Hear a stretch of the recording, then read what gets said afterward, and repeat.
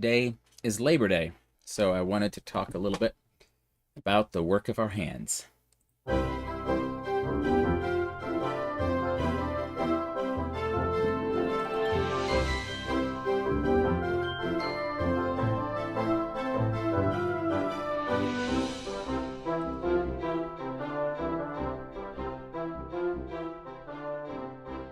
So, Labor Day is one of those holidays that was instituted in the United States with a very specific purpose.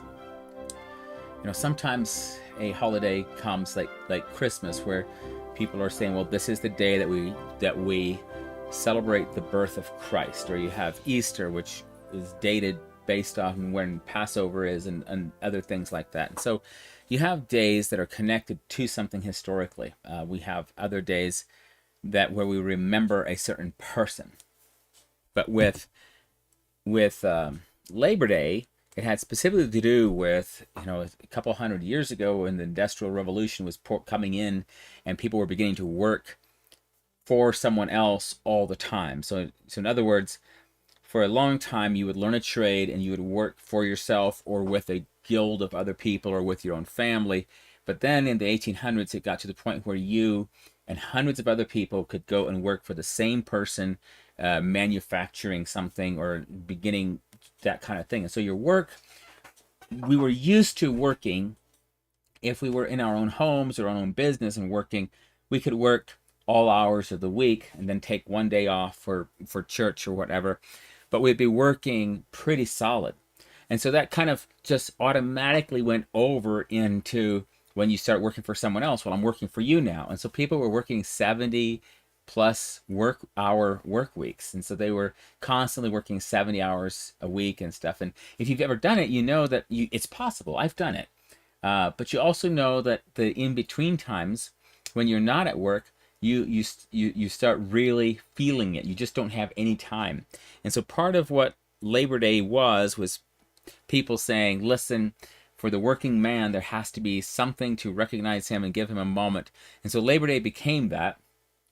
And the United States chose Labor Day here in September, partly because it was it marked the beginning. It was like the end of summer. And so, but partly, this is interesting. If you look into it, a lot of other countries will have a May Day, or a day that they celebrate labor in May 1st. And it is often that origins was connected more with communism and socialism than our Labor Day. So our Labor Day had its own roots and things, but it was interesting that there was already something else being talked about and being pushed at different times, but we chose this day in the United States to recognize that. So I just wanted to think about work for a minute and to think about the work of our hands. And specifically, there's two things. I'm sitting in my office on a Monday in Colorado. It's Labor Day, and I'm drinking some coffee. And so when I think about all the things that this means, that leads to this moment, like, just, okay, I'm going to go a little, let my mind go for a minute. But like, I have in this office all these things all around me. So I have a mug. Somebody made this mug somehow. I have the stuff on the wall, the calendar up there. I have all these different things that all represent work. I am in my office. This actually is the place where my work happens. So this is a computer back here, or a drawing pad for my computer that I use for my work. I also have on my desk here a work order for some work that I'm going to hopefully be doing, helping paint somebody's house. And so there's a lot of those kind of things all around me all the time. I also am involved in working within our church for the kingdom. And so there's preparation that I do for preaching and so forth. And it is real work. And there's times when like this last weekend, I spent quite a bit of time taking stuff back and forth and preparing for our setup yesterday. And sometimes I work a lot for this live stream setup. And so when I think of all the work that I do, and then I look back at my own life and just the way I've looked at work, there's some very definite things. And I think if I'm thinking them, you've probably been thinking them. So for instance, for a long time, if I was doing any work of ministry, so this, whether I was going out and doing gospel chalk art, or whether I was doing preaching at a church or serving at a church or whatever, I couldn't count that as work. That was volunteering, that was ministry, that was something, special. And so then I would definitely have in my own mind a division between what was God's work and what was just work. And so I had decided at one point, is like, if it was possible, I didn't want to just do work. I wanted to do only God's work. I just wanted to volunteer. I just wanted to do ministry. I didn't want to do any work that was just work. And the way I defined just work was, if I'm going to show up, we're going to unlock the building, we're going to go inside, and we're going to work for 8 hours, maybe take a 15-minute break in the morning and 15-minute break at in the afternoon with a break for lunch, and then we're going to work, and then I'm going to collect a paycheck for the work I do. Like, for me, for whatever reason, that 8 to 5 life, I had real trouble seeing the hand of God in that. And I think this can still be the case, because I remember when I was graduating from high school, and for a while, it was sort of common when someone was graduating high school, we would encourage them, we would say congratulations, and we'd say something along the line of, hey, you are our hope for the next generation. The world is depending on you to do the right thing, and you're going to be the hope of the generations, because the decisions you're going to make and the way you're going to interact with the world, it's going to be, that's what we need. And so if you were a student who was graduating, you were like, woohoo, I'm finished with school. Okay, oh, now the whole world is depending on me to actually save the world? Like, the way to, what? And so it could sometimes be a little bit overwhelming. And so then also another thing we'll do is we'll be like, you have to chase your dreams. You find something that's fulfilling for you to do. I've heard those statements over and over again. Things like, if you basically, if you have your dream job, you'll never have to work a day in your life. But I'm reminded of what my grandmother had on her Amish china cabinet. She had a little note handwritten on there that said, if learn to love what you must do. That's all it said. Just learn to love what you must do. And I've thought about that a lot, is how much that is sort of being driven by duty. And in, maybe not for you, but in my generation, in my Christian generation, so in my 20s, when I was finding my way and praying for the God's will to be revealed to me, and understanding what I'm supposed to do, what my purpose in life is, the idea of doing something purely out of duty was pretty horrifying to me. I didn't want to just do my duty. I wanted to receive an inspired word from God, and then I wanted to go do that, not just duty. And so I didn't see any beauty in duty.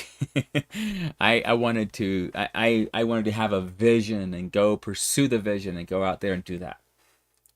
And so I was thinking about that today, just because of work and work-related things.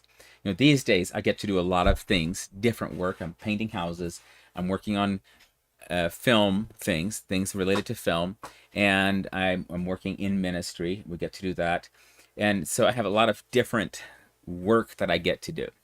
Well, I remembered some of my early jobs, and some of my early jobs were fun and exciting because I was getting out of school and was headed off and doing work, and I loved it. Some of my summer jobs were real man work. I remember, the summer I was 12, I was operating a chainsaw, cutting posts in length. That was awesome.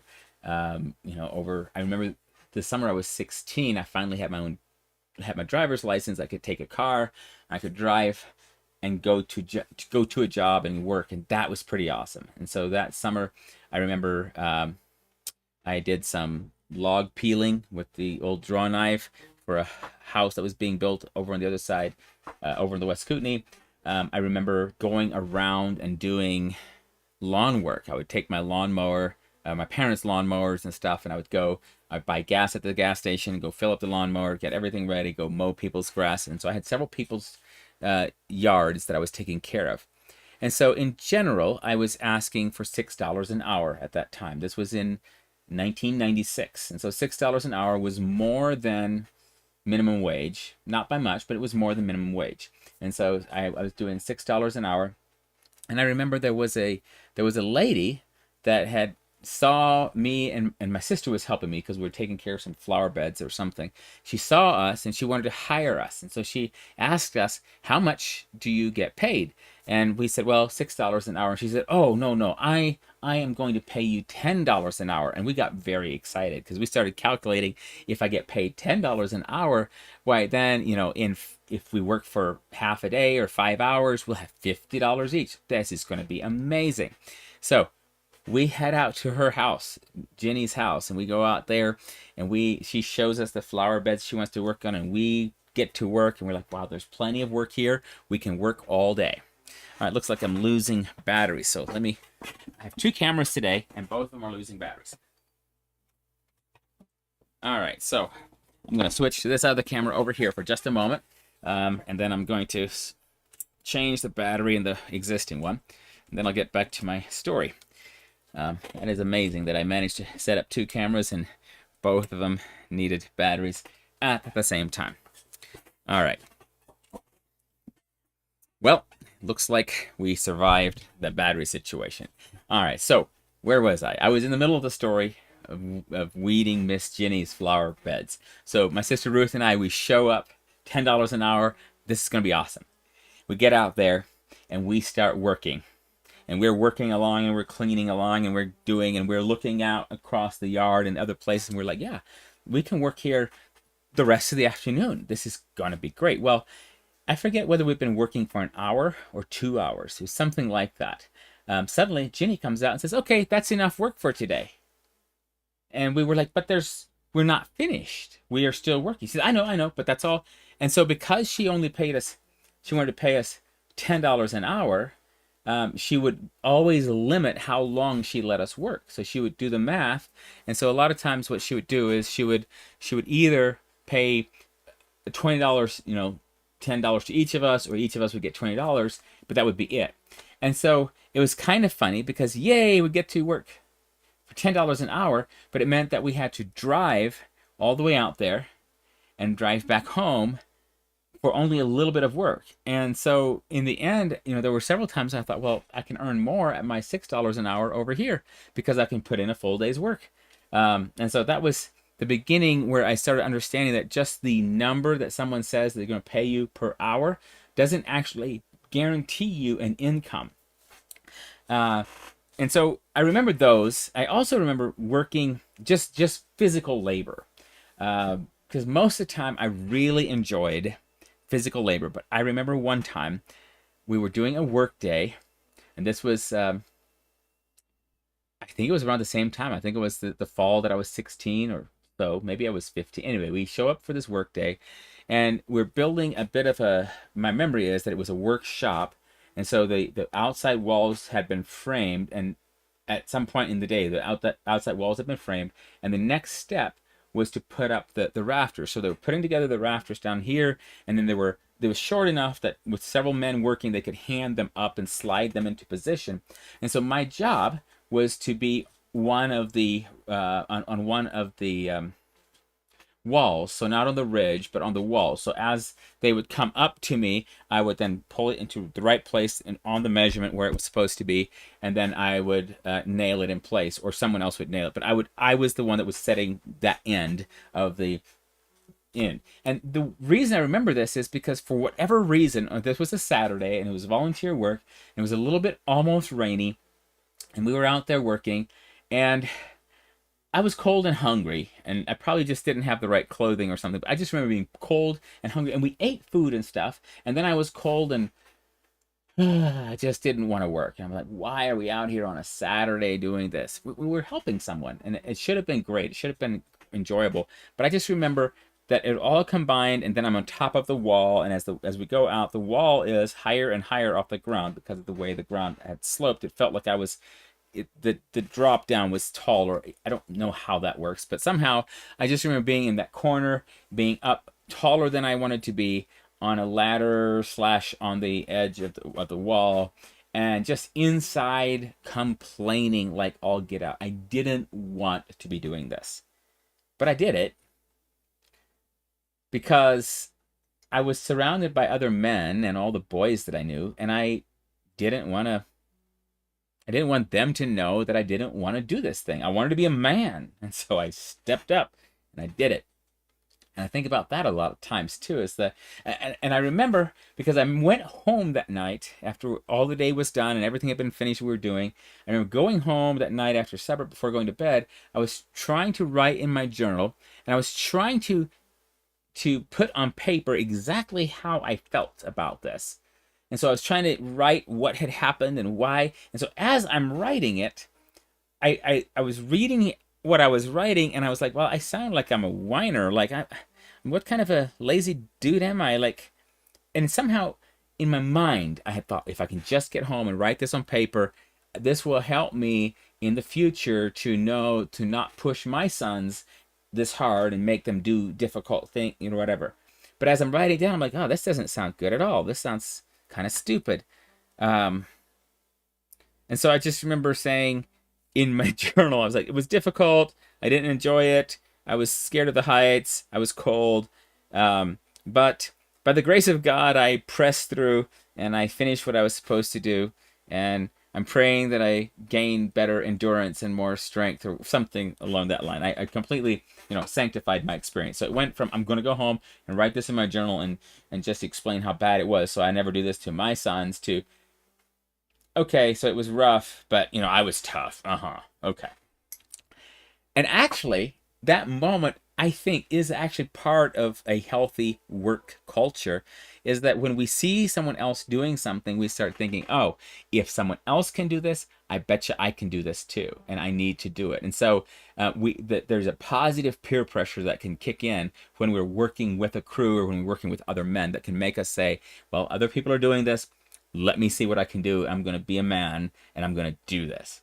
And so work is good, but in my 20s, a lot of times, I struggled with that whole the work of my hands versus not. And what I've learned in these past 20 years is that work itself is a sacred thing. And if you go and you look in the beginning of the scriptures, and you look at in the beginning, you discover that work was created and was assigned. Adam was given work to do before the curse ever came. Now, some of the curse impacted his method of work. So part of the reason why you might hate work often has to do with the fact that you're having to deal, when you're working with your hands, you're having to deal firsthand with the curse. The brokenness of the world shows up. I mean, tell me if it doesn't. If you're trying to work on a car, replace something, or you're trying to build a building, or you're trying to plant a field, you're trying to dig something out of the ground, make a garden, mine something, any kind of physical labor, when you start doing it and the way things go wrong, it doesn't take you long to be like, this place is cursed. Bad things happen. It doesn't just work easily. In fact, we will have days where suddenly everything it worked today. We had an awesome day at work. But a lot of times we're struggling against something that seems to be trying to stop us. Well, that's just the brokenness that's in the world. And so I remember discovering that. But I also, in the middle of that, was beginning to learn to understand something. For instance, one of my first full-time jobs that I had for years was at Shiner Garage in Shiner, Texas. And we would work on all kinds of vehicles. And I just remember the very first time coming to work there. It was an older building, decades old. I don't know how old it was. It was metal on the outside, had been built on several times. It was an old building, had a lot of old car parts and stuff at various places inside of it, different rooms. We had 3 bays in that we could pull cars in to work on, and then we put one more straight in behind them. And then you could pull in just directly behind there if you were replacing a battery or doing an inspection or whatever. And I remember starting work there, and at the beginning, I was very aware of the ricketiness or the rundown looks of the place. But the longer I worked there, I didn't notice that. We also did clean it up some. But I remember that years later, I walked into a shop and I smelled the parts cleaning solvent over there and just the different things that go with a shop. And it was such a good smell. Like, it brought me right back to Shiner Garage, brought me right back in there. On a Monday morning coming in, we pull out the coffee, we're drinking coffee, we're looking at the cars that are outside, we're deciding who's going to work on what that day. And it brought me right back to that moment. I loved that season of my life. But while I was there, I was often thinking, okay, I need to get to a point in my life where I don't need to work here anymore. I need to be somewhere else. I need to be somewhere else. I need to be somewhere else. And this is something that I think, when I think about work and a theology of work, one of the things that I have to realize is that there will always be work. There will always be something for my hands to do. In fact, if you're in a position where no one lets you do anything, you're being robbed of something. Being able to work with your hands is a holy and a sacred thing. It is worth something. You want to be able to do that. All right. As you're doing that, as you're working with your hands, you finish some things and you have a feeling, a sense of accomplishment. But as long as you're on this earth, there will always be something more to do. Now, it's true that there were seasons of your life that you're going to do harder work that you won't do at a different time of your life. You might work more strenuously than you will later, but there is work to be done. And so what will happen in me is I will start being like, well, as soon as I finish this job, as soon as I finish this, as soon as I finish that, then I'm going to be done. And I'm not sure why I want to be done, but I just want to be done. I want no more work. And so I don't know if this is like me on a Saturday afternoon growing up, where here's the list. If I do all of these things, then I can be done and go do whatever I want. As an adult, what I had to learn is, no, I schedule the things. I say, well, I'm going to work here, and then I'm going to do these things here. And I can still do, I can still have my Saturday afternoon off. But on Monday morning, there's still work to be done. There's always more work to be done. And so that process that I'm always have something to do sometimes frustrates me greatly. But when I stop and think about the theology of work, and I think about the words of Jesus where he said, talking about a servant, he says, when the master has given his servant something to do, blessed is that servant when his master comes, if he finds him so doing. If he finds him doing that, that's a blessed servant. And so if I've been given work, it's not that I have to be finished with it and have won gold stars for it. It's, am I doing it? Am I actively doing the work that God has called me to do? If I am, praise God, I'm fulfilling my job. So it's not a race to see how many of these things I can get done. It's a question of, is this the work of my hands? Is this what I'm supposed to be doing? Well, then let me do that. If it's not mine to do, but someone else's, okay, maybe I shouldn't be doing it. And I have found myself in that place where, I've had too much work experience now to where I know too many different things. So someone says, hey, we're working on a car over here. Oh, really? Well, let me come and I'll help you. Well, I can't help everybody with their cars. And I can't paint everyone's house. I can't. There's so many things that I now know. That does not mean I should do them. Every so often, I'll see that one of my friends is working with a company. Recently, I saw several of my filmmaker friends on social media had flown into Colorado and had been making a promotional for a company that I like. It's a Swiss company that works here. They work on airplanes, the Pilatus. And so someone was making commercials and stuff for them. And I'm thinking, I live here. I'm a filmmaker. I should be doing that. And then I thought, actually, no, I shouldn't. I have a lot of work right here that I'm supposed to be doing. And I'm having trouble getting it done in time. So I need to work on this work, not that work. This is the work of my hands. Praise God that someone else got the work of their hands over there. That's great. I get to do this work. And so I have to remember that we don't all do the exact same work. I am doing the work that's mine. All right. So with all of that in mind, I was thinking about the fact that my work is never finished. And if it was, that would actually be kind of sad. And in fact, if I understand Jesus correctly, he says, if you're faithful with the work you've been given here, then I'm going to bless you in my kingdom with more work, more something to do, another way of serving me. Go read the parables and see if you don't understand the same thing out of it. That's what I get when I read the parables. But there's a verse that really was standing out to me, and it keeps coming back. So I just wanted to read the last half of Psalm 90 to you. It says, the days of our lives are 70 years. And if by reason of strength they are 80 years, yet their boast is only labor and sorrow, for it is soon cut off, and we fly away. Who knows the power of your anger, talking to God? For as the fear of you, so is your wrath. So teach us to number our days, that we may gain a heart of wisdom. Return, O Lord, how long? And have compassion on your servants. O satisfy us early with your mercy, that we may rejoice and be glad all our days. Make us glad according to the days in which you have afflicted us, the years in which we have seen evil. Let your work appear to your servants, and your glory to the children. And let the beauty of the Lord our God be upon us, and establish the work of our hands for us. Yes, establish the work of our hands. Let the beauty of the Lord our God be upon us, and establish the work of our hands.